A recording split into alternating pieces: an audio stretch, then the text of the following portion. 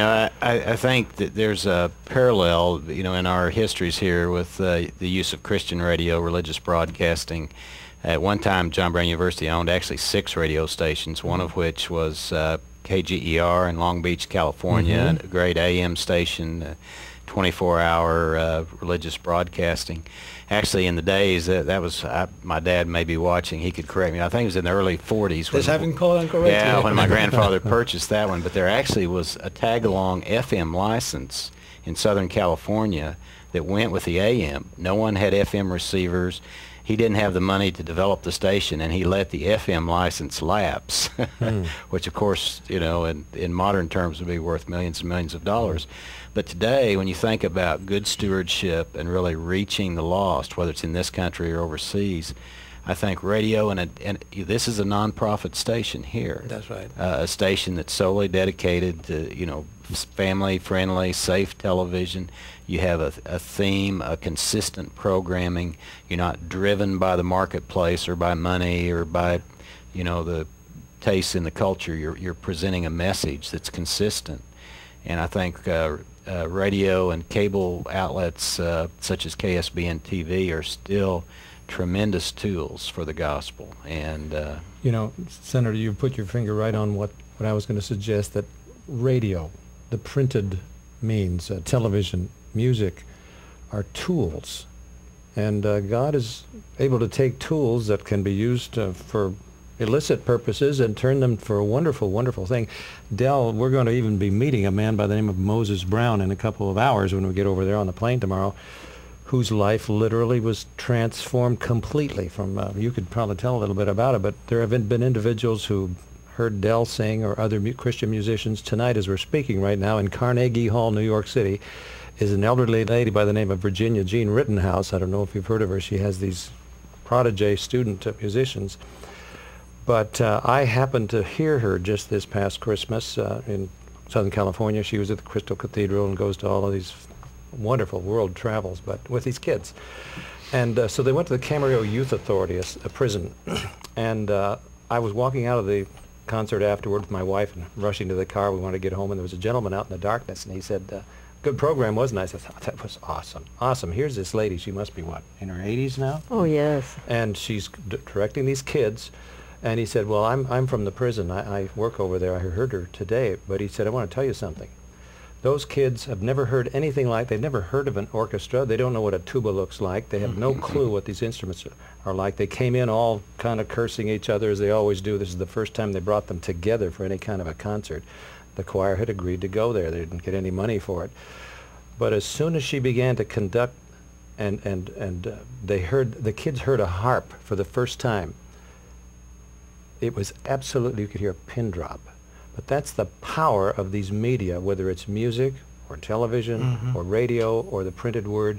God can take those vehicles, those tools, as you said, John, and use them for His glory and to change and transform people like Moses. What was his problem, Del?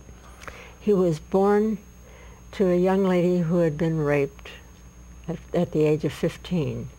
The doctor, abortion was considered, but she really ended up not wanting to do that. So the doctor took the baby and put it into a Christian home, and who made Moses listen to our program. made him listen to her. Made him. How did he like that? He didn't at first. Well, he would rather have heard Diana Ross than than me. That's what I like best about the story, because then I'm not bragging. But somehow the Lord just focused in, even something he didn't like at first. The Lord focused in on the words, and Moses listened to those words, and he was transformed. He said he was suicidal, and hated it, growing up in a home, realizing that he had been given away as a child. But he is doing a wonderful work in Florida, Tampa, Florida, feeding children. That's his mission in life now. He quit his job. Isn't that amazing? And he's feeding children now. Wonderful, wonderful story. Well, let's take some of our callers that patiently have been waiting, and we're going to invite Mark from Maryland to talk to us. Good evening, Mark. Can you hear us? Is Mark on the air? Yes, hello there, Mark. How are you? I am well, thank you. Again, thanks for taking the call.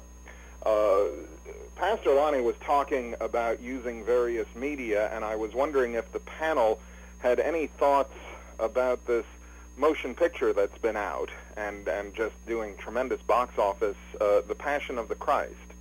Is that something that could perhaps lead people to consider Christian claims that otherwise might not consider them? Have you seen it? Yes, I have. Tell me what is your reaction? It's an incredibly powerful film. Now, I happen to be a Christian, so it's had a different effect on me than it would if I didn't know what was behind the story. Okay. Well, do you feel that? How do you feel that a non-Christian person, or a person that perhaps has not been confronted yet with the beauty of our Savior, how would that person react? What was your impression? Well, they might or might not see the story behind the story, the reason why Christ came to the earth, why he went willingly to his death. He said, "No one takes my life, I lay it down voluntarily." And without understanding that, it might just be a story of violence or a story without a context. But I was equally curious to hear what your panel has to say about it. Well, thank you, Mark, for your call. In fact, I was privileged to view this movie during the National Religious Broadcasters meeting just about 10 days ago, I think it was, and Lani Melashenko also, and John, you recently seen the movie, I believe it was Saturday night, I believe you told me. And so we'd like to also comment a little bit about the movie ourselves. And so I'm going to just, for those of you perhaps that may have not seen the movie, you can express what your sense of the movie is, or what you have heard from some that may have expressed views to you, being you all Christians. But so let's open it here for our panel. That I'm going to begin with John here. Your impression, since it was the last one that you saw it. Well, I thought that it was powerful. I thought it was very faithful to the biblical account. It had some stylized passages. You know, our Sunday school class went together and we kind of talked about what do you think he meant by this or that image that he presented. But I thought it was well done and very engaging. I think will have a great impact on teenagers. I agree. You know, most people say children under 13 or so probably aren't ready to see it because it is graphic in terms of its portrayal of Jesus' suffering and scourging and so forth. But I understand why non-Christians don't get it. I mean, to them it looks like Roman and Jewish brutality against a very peace-loving, gentle man. And, you know, what's the point here? Even though he presents script Bible passages, Jesus, there are flashbacks where Jesus is teaching, and you know, the message, I think, is there, and Christians get it, and we understand that he's being crucified for our sin, you know, that I'm the one for whom he's dying, and it's very moving. I mean, people were crying and just very, very moved by it, but I understand why people who are not Christians or don't understand the New Testament don't get it. Okay, Lonnie? I was so profoundly impressed with the power of the portrayal. And actually I was pleasantly surprised at the accuracy of the gospel story, being that it is a Hollywood production and a Hollywood movie star, Mel Gibson, doing this. But to illustrate how profound it was, I was there at the National Religious Broadcasters Convention, and they showed this not in a theater, but in this grand ballroom to all of us who were there.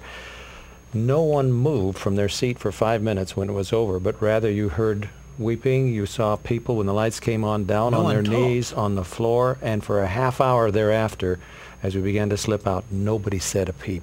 Not a peep. And we didn't want to speak to anybody. It was time to be alone with your own personal spiritual journey.